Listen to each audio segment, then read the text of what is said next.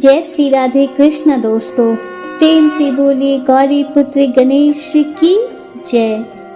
श्री सत्यनारायण भगवान की जय। आइए प्रथम पूज्य श्री गणेश जी के चरण कमलों का ध्यान करते हुए कथा का शुभारंभ करते हैं। श्री सत्यनारायण व्रत कथा का पहला अध्याय। प्रेम से बोलिए श्री सत्यनारायण भगवान की जय। एक समय की बात है, नैमिषारण्य तीर्थ में शौनक आदि 88,000 ऋषियों ने श्री सूत जी से पूछा, हे प्रभु, इस कलयुग में वेद विद्या रहित मनुष्यों को प्रभु भक्ति किस प्रकार मिल सकती है तथा उनका उद्धार कैसे होगा? हे मुनि श्रेष्ठ, कोई ऐसा तप बताइए जिससे थोड़े समय में ही पुण्य मिले और मनोवांछित फल भी मिल जाए। इस प्रकार की कथा सुनने की हम इच्छा रखते हैं। सर्वशास्त्रों के ज्ञाता श्री सूत जी बोले, हे वैष्णवों में पूज्य, आप सभी ने प्राणियों के हित की बात पूछी है, इसलिए मैं एक ऐसे श्रेष्ठ व्रत को आप लोगों को बताऊंगा जिसे नारद जी ने भगवान लक्ष्मी नारायण जी से पूछा था और लक्ष्मीपति ने मुनि श्रेष्ठ नारद जी से कहा था। आप सब इसे ध्यान से सुनिए। एक समय की बात है, योगी राज नारद जी दूसरों के हित की इच्छा के लिए अनेकों लोकों में घूमते हुए मृत्यु लोक में आ पहुंचे। यहाँ उन्होंने अनेक योनियों में जन्मे प्रायः सभी मनुष्यों को अपने कर्मों के द्वारा अनेकों दुखों से पीड़ित देखा। उनका दुख देखकर नारद जी सोचने लगे कि कैसा यत्न किया जाए जिसके करने से निश्चित रूप से मानव के दुखों का अंत हो जाए। इसी विचार पर मनन करते हुए वह विष्णु लोक में गए। वहां वह देवों के ईश नारायण की स्तुति करने लगे, जिनके हाथों में शंख, चक्र, गदा और पद्म थे, गले में वरमाला पहने हुए थे। स्तुति करते हुए नारद जी बोले, हे भगवान, आप अत्यंत शक्ति से संपन्न हैं। मन तथा वाणी भी आपको नहीं पा सकती है। आपका आदि, मध्य तथा अंत नहीं है। निर्गुण स्वरूप सृष्टि के कारण भक्तों के दुखों को दूर करने वाले हैं। आपको मेरा नमस्कार है। नारद जी की स्तुति सुन विष्णु भगवान बोले, हे मुनि श्रेष्ठ, आपके मन में क्या बात है? आप किस काम के लिए पधारे हैं? उसे निसंकोच होकर कहिए। इस पर नारद मुनि बोले कि मृत्यु लोक में अनेक योनियों में जन्मे मनुष्य अपने कर्मों के द्वारा अनेकों दुख से दुखी हो रहे हैं। हे नाथ, आप मुझ पर दया रखते हैं तो बताइए कि वो मनुष्य थोड़े प्रयास से ही अपने दुखों से कैसे छुटकारा पा सकते हैं। श्री हरि बोले, हे नारद, मनुष्यों की भलाई के लिए तुमने बहुत अच्छी बात पूछी है। जिसके करने से मनुष्य मोह से छूट जाता है, वह बात मैं कहता हूं, उसे सुनो। स्वर्गलोक और मृत्युलोक दोनों में एक दुर्लभ उत्तम व्रत है जो पुण्य देने वाला है। आज प्रेमवश होकर मैं उसे तुमसे कहता हूँ। श्री सत्यनारायण भगवान का यह व्रत अच्छी तरह विधान पूर्वक करके मनुष्य तुरंत ही यहाँ सुख भोग कर मरने पर मोक्ष पाता है। श्री हरि के वचन सुन नारद जी बोले कि उस व्रत का फल क्या है और उसका विधान क्या है? यह व्रत किसने किया था? इस व्रत को किस दिन करना चाहिए? सभी कुछ विस्तार से बताएं।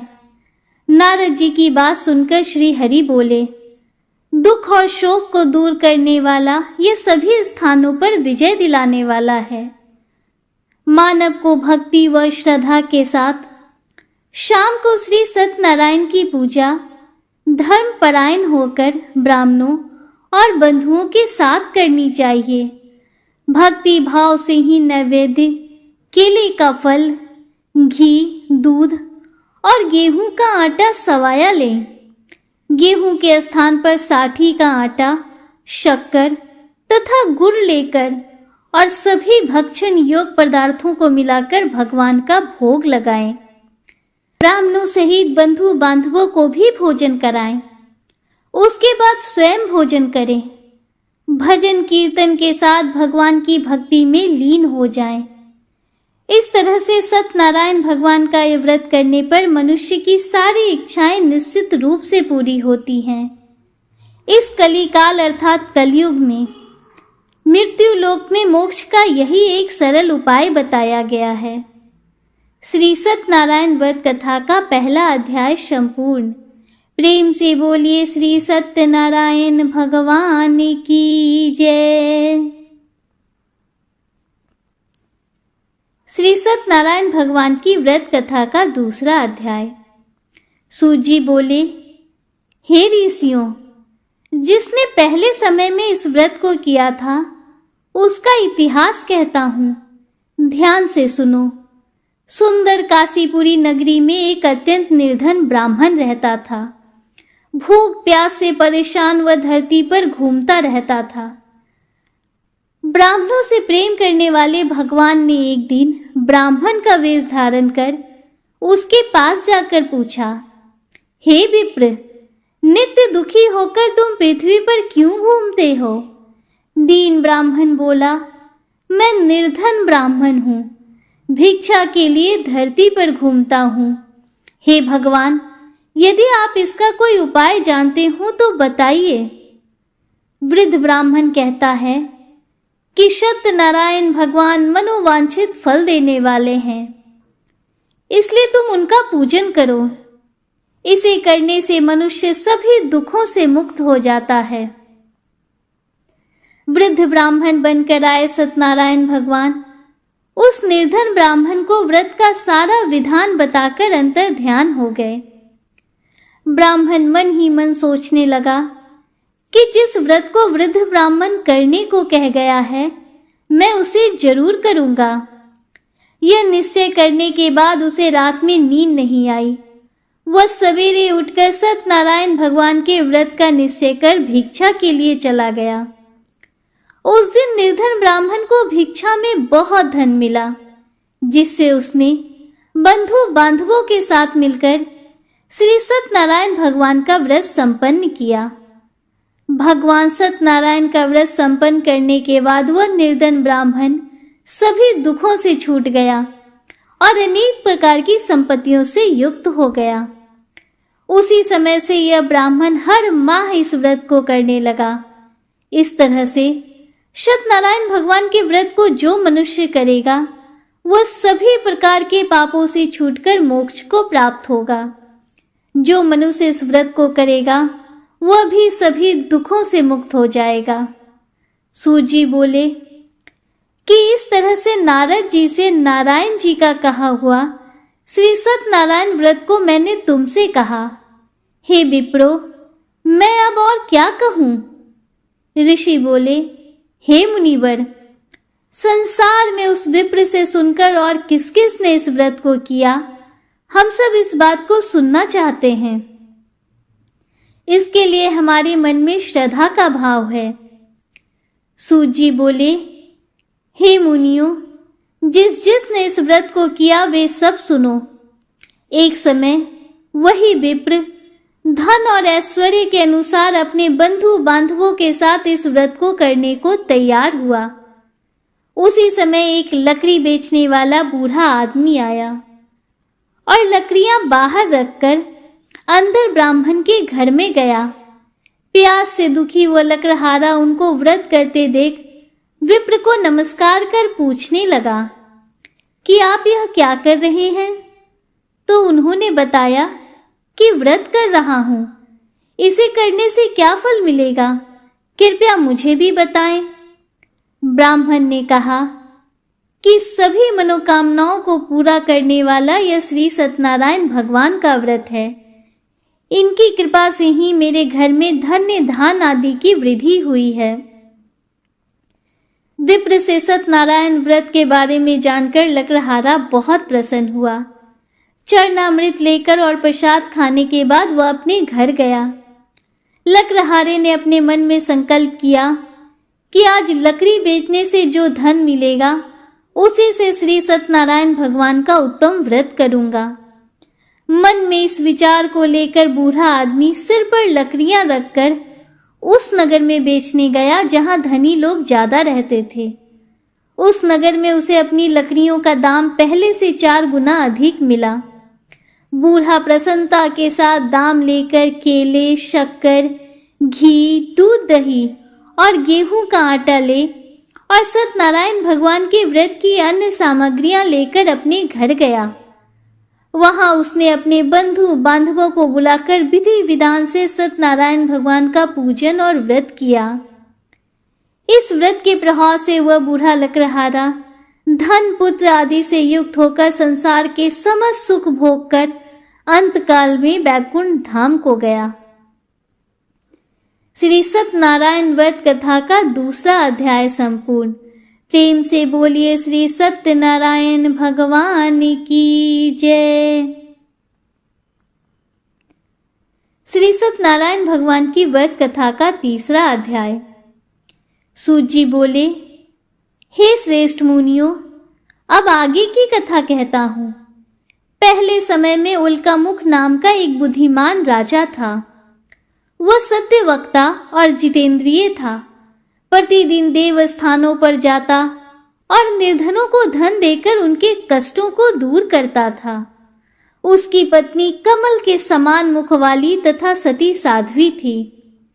भद्रशिला नदी के तट पर उन दोनों ने श्री सत्यनारायण भगवान का व्रत किया। उसी समय साधु नाम का एक वैश्य आया। उसके पास व्यापार करने के लिए बहुत सा धन भी था। राजा को व्रत करते देखकर वह विनय के साथ पूछने लगा, हे राजन, भक्ति भाव से पूर्ण होकर आप यह क्या कर रहे हैं? मैं सुनने की इच्छा रखता हूँ, मुझे भी बताएं।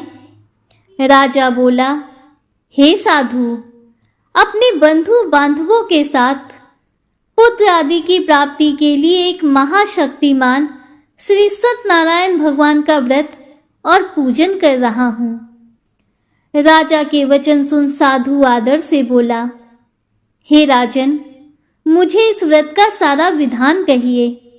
आपके कथनानुसार मैं भी इस व्रत को करूंगा। मेरी भी संतान नहीं है। इस व्रत को करने से निश्चित रूप से मुझे संतान की प्राप्ति होगी। राजा से व्रत का सारा विधान सुन व्यापार से निवृत्त हो वह अपने घर गया। साधु वैश्य ने अपनी पत्नी को संतान देने वाले इस व्रत का वर्णन कह सुनाया और कहा कि जब मेरी संतान होगी तब मैं इस व्रत को करूंगा। साधु ने इस तरह के वचन अपनी पत्नी लीलावती से कहे। एक दिन लीलावती पति के साथ आनंदित हो सांसारिक धर्म में प्रवृत्त होकर सत्यनारायण भगवान की कृपा से गर्भवती हो गई।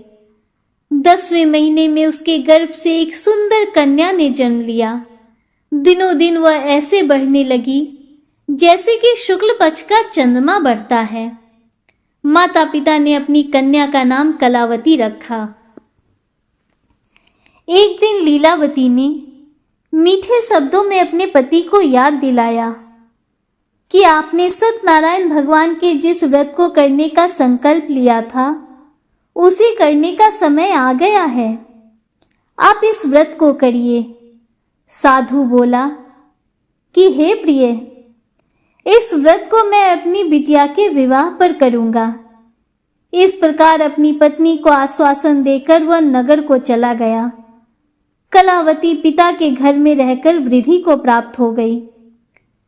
साधु ने एक बार नगर में अपनी कन्या को सखियों के साथ देखा तो तुरंत ही दूत को बुलाया और कहा कि मेरी कन्या के योग वर देख कर आओ। साधु की बात सुनकर दूत कंचन नगर में पहुंचा। वहां देखभाल कर लड़की के सुयोग्य वानिक पुत्र को ले आया। सुयोग्य लड़के को देख साधु ने बंधु बांधवों को बुलाकर अपनी पुत्री का विवाह कर दिया। लेकिन दुर्भाग्य की बात, साधु ने अभी भी श्री सत्यनारायण भगवान का व्रत नहीं किया। इस पर श्री भगवान क्रोधित हो गए और श्राप दिया कि साधु को अत्यधिक दुख मिले। अपने कार्य में कुशल साधु बनिया जमाई को लेकर समुद्र के पास स्थित होकर रत्नासारपुर नगर में गया। वहां जाकर दामाद ससुर दोनों मिलकर चंद्रकेतु राजा के नगर में व्यापार करने लगे। एक दिन भगवान सत्यनारायण की माया से एक चोर राजा का धन चुरा कर भाग रहा था।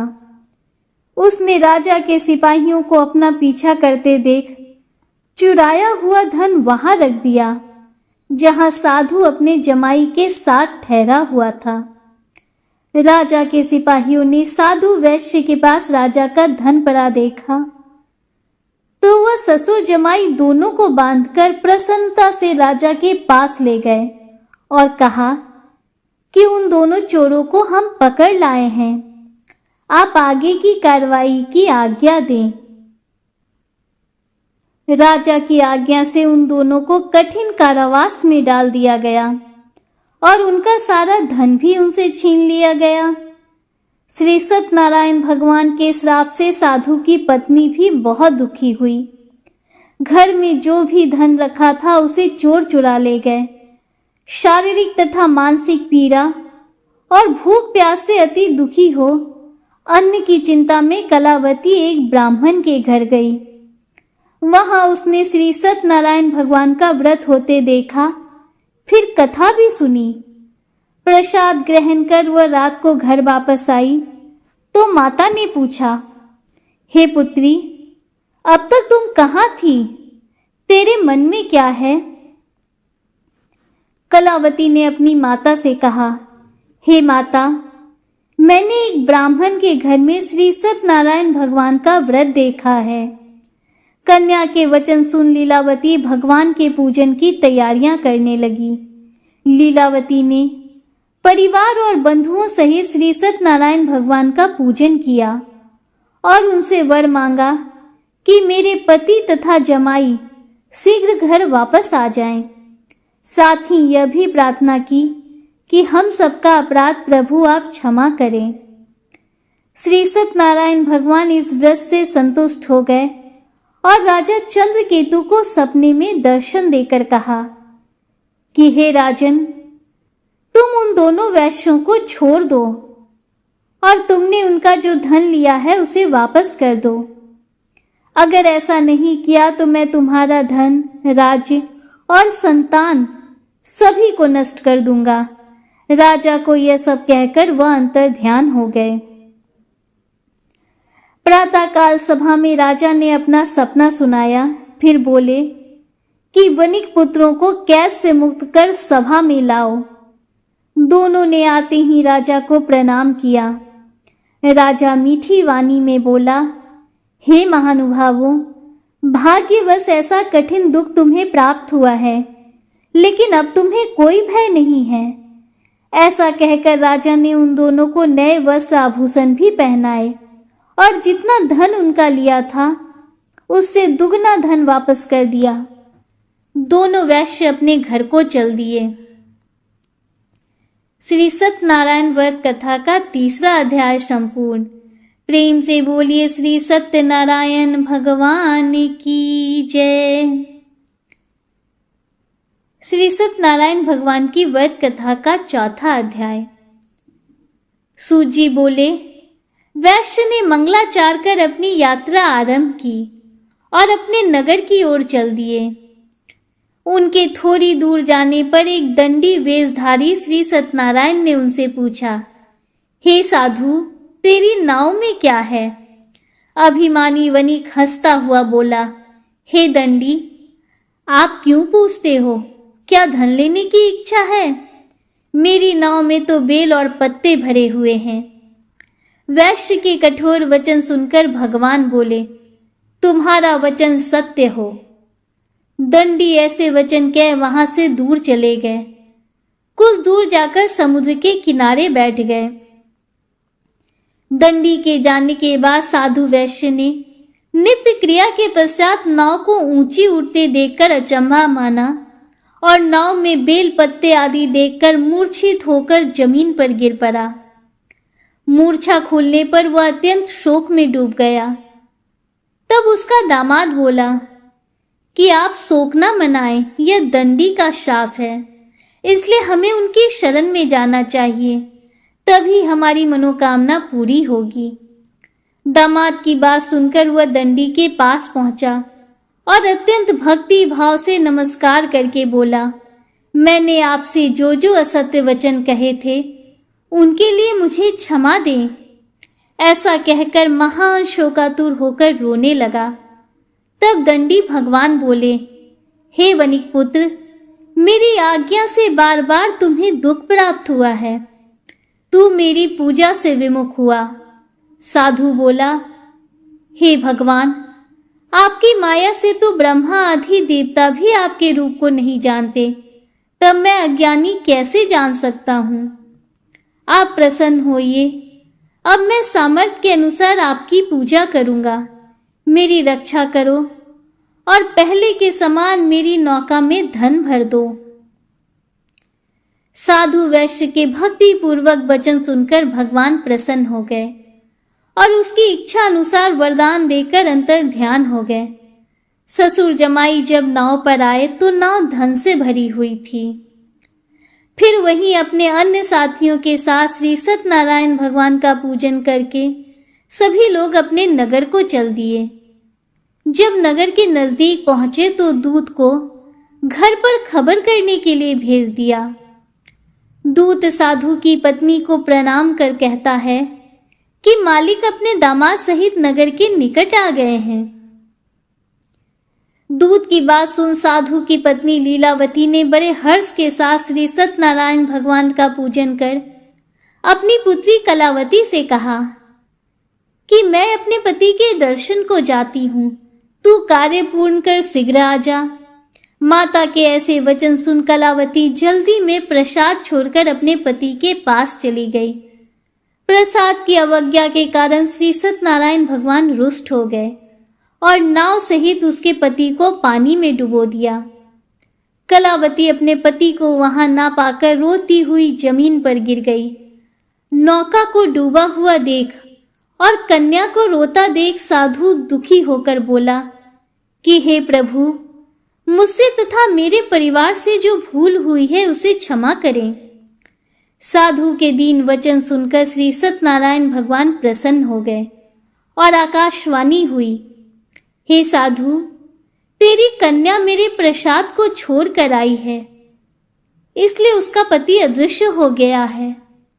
यदि वह घर जाकर प्रसाद खाकर लौटती है तो इसे इसका पति अवश्य मिलेगा। ऐसी आकाशवाणी सुन कलावती घर पहुंचकर प्रसाद खाती है और फिर आकर अपने पति के दर्शन करती है।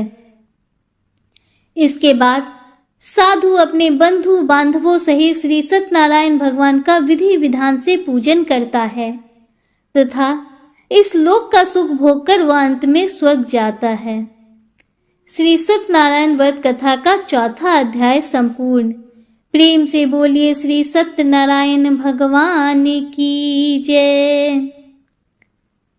श्री सत्यनारायण भगवान की व्रत कथा का 5वां अध्याय। सूत जी बोले, हे ऋषियों, मैं और भी एक कथा सुनाता हूँ, उसे भी ध्यान पूर्वक सुनो। प्रजा पालन में लीन तुंगध्वज नाम का एक राजा था। उसने भी भगवान का प्रसाद त्याग कर बहुत ही दुख प्राप्त किया। एक बार वन में जाकर वन्य पशुओं को मारकर वह बर के पेड़ के नीचे आया। वहां उसने ग्वालों को भक्ति भाव से अपने बंधुओं सहित सत्यनारायण भगवान का पूजन करते देखा। अभिमानवश राजा ने उन्हें देखकर भी पूजा स्थान पर जाने की चेष्टा नहीं की और ना ही उसने भगवान को नमस्कार किया।